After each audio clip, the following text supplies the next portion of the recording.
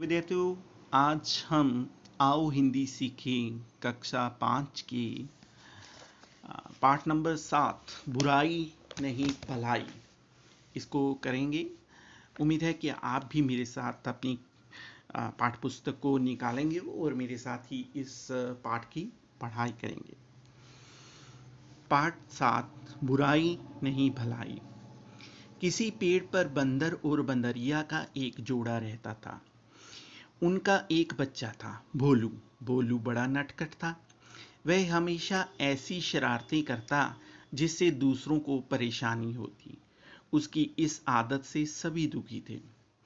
एक बार की बात है, भोलू के माता पिता एक पेड़ पर बैठे आराम से में बातें कर रहे थे।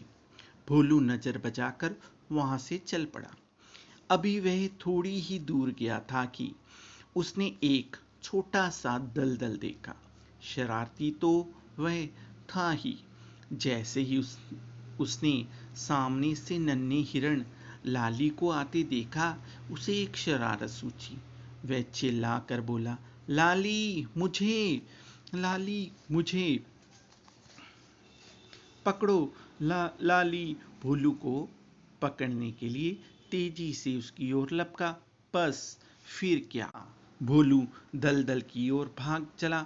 जैसे ही लाली दलदल के पास पहुंचा, भोलू लपक कर पेड़ पर चढ़ गया।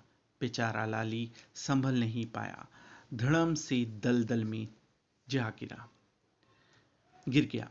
लाली जोर जोर से चिल्लाने लगा क्योंकि वह दलदल में धंसता जा रहा था।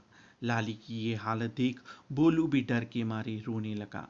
वह रोता जा रहा था और अपने माँ एवं पिताजी को जोर जोर से पुकार रहा था। उसकी आवाज़ सुनकर माँ एवं पिताजी दौड़े आए। लाली को की हालत देखकर वे घबरा गए, मगर उन्होंने हिम्मत नहीं हारी।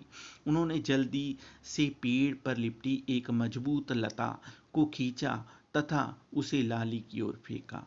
माँ ने जोर से कहा, लाली बेटा, इस लता को अपने मुंह में कसकर पकड़ लो, हम धीरे धीरे तुम्हें बाहर खींच लेंगे। ऐसा ही हुआ। माँ एवं पिताजी ने लाली को बचा लिया। भोलू अपने किए पर बहुत लज्जित था।